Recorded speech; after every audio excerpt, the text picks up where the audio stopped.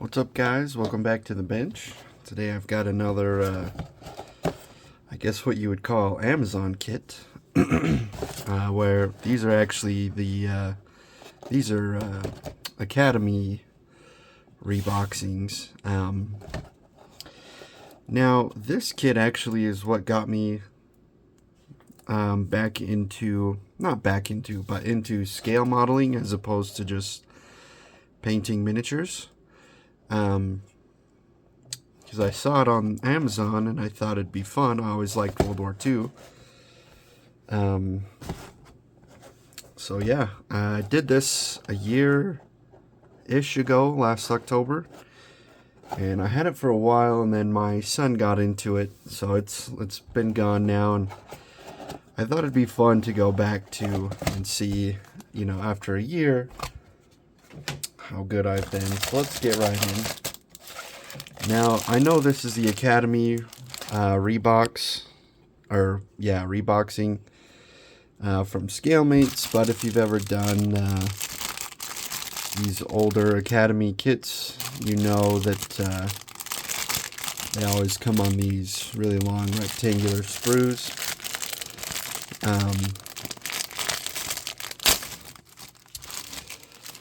Go ahead and pull these out. Now, I remember being really happy with the kit as a newcomer, so I already know this is a good, fun kit to build. I'm going to leave the clear pieces in, but really nice defined panels, so you can get a nice clean, you know, it's really easy to mask. I will say minimal decals, but for $10, you know, what do you expect? I think there's two options. Let's see. I guess three options. So there's the Lucy Bell, Black Sheep, or the Vela Lavella Solomon Islands. Or are those the same? No, those are different. And then this one as well. So three different you can do that come with the kit. I remember these decals going on super nice. They're not cartograph ones, but still pretty good. Especially what you don't see for a lot of cheaper kits are these propeller decals. So that really, you know, sometimes it's the small things that can really make a kit come together. Now, right on the front page, you've got your sprue map. You can go ahead and make sure all your parts are there. If this is the actual Academy kit, they usually comes with a red paper that says to check. Really nice here. Your paint guide. So if you paint with Humbrol, Mr. Hobby, Life Color Testers, Revell, Vallejo, or AK, you're good. It's kind of funny that Tamiya isn't on a lot of model kits, but I think that's because they make kits and paint, so they're probably trying not to promote competition, but usually you can find a nice sea blue. But yeah, it's pretty good.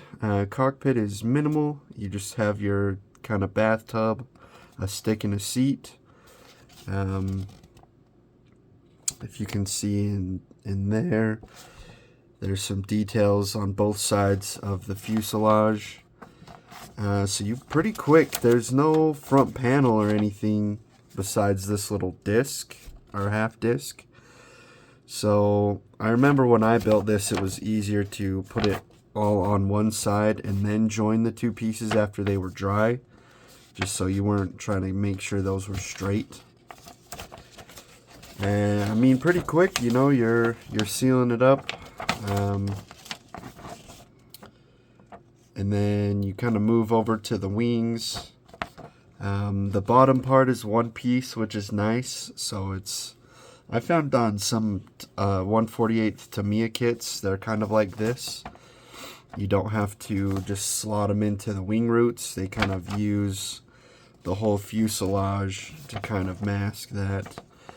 I do remember these parts having a little bit bigger panel lines. Really basic engine, just sits flat on the front there, but with the cover on, it looks, looks good. Now these two right here, I remember I accidentally put them on backwards the first time. But it was my first kit since I was like 8. So my first real kit. Landing gear is pretty straightforward. Actually, for a cheap kit, it's pretty solid landing gear. I usually put it on at the end though. Any landing gear or pitot tubes I like to put on at the end, because I always break them. Let's see, so you go 7, 8, 9. You've got your canopy on. I usually put the canopy on when I paint, because I'll mask it. That way you get the same tones. And then you have the option of an external fuel tank or a bomb. So, pretty nice. And then it's just got your,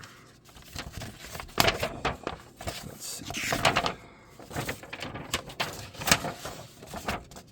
And it's just got your color patterns and your, decal callouts.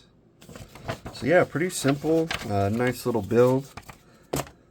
We can take a look at the sprues. And as you guys can see, let's zoom in a little bit here. Let's focus.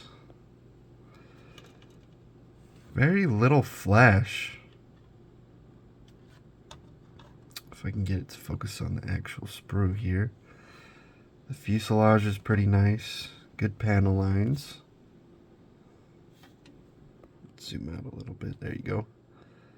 Nice crisp panel lines.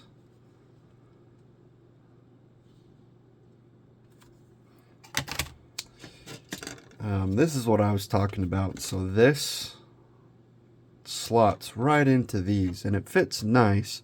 I just remember there being a little gap here and here, and then these ejector pin marks you do have to sand down a little bit to get them to sit flat.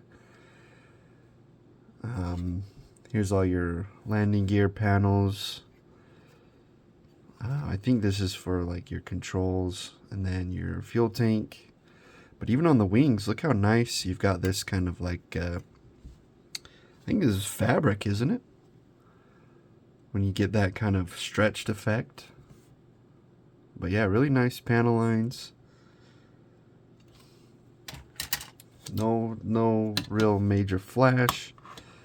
I believe on my first kit I accidentally broke off this hook, this arrestor hook. Here's the mount for the bomb.